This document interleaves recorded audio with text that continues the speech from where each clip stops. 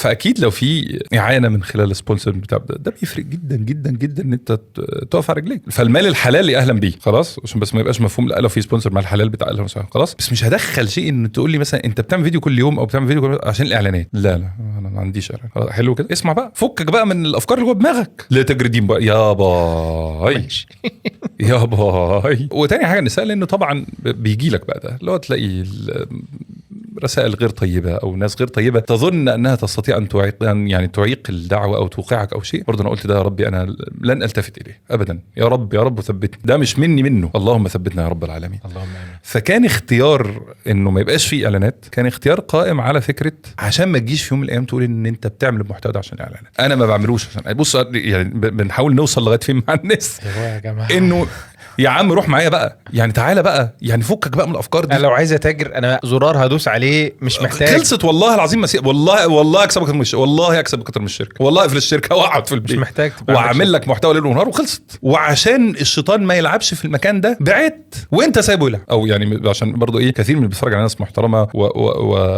وصحيحه الفكره، بتكلم عن سقيم الفكر اللي سامح للشيطان يبعده عن ما ينفعه بافكار هو دماغه لوحده. والله العظيم هو ايه كل شويه تعمل لنا كورس، كل شويه اعمل لك كورس عشان انا محتاج رزق عشان اقف على رجلي عشان اقدر اكمل دعوه من غير ما اظلم بيتي واولادي. لان شفنا امثله يا حبيبي، في امثله فيها ظلم للبيت والاولاد. يعني خلاص انا هظلم بقى بيتي واولادي عشان ابسطك. طيب ما اولادي دول هيطلعوا يلعنوني في يوم من الايام، بدل ما يقولوا يعني رحم الله هذا الاب الطيب اللي اكرمنا في حياته، يقول لك الله يخرب بيته عايشنا فقراء نقول للناس ادونا لله. فسبحان الله العظيم يا سيد الفاضل، ده بعض العقل والله، يعني شو ده عقل بس.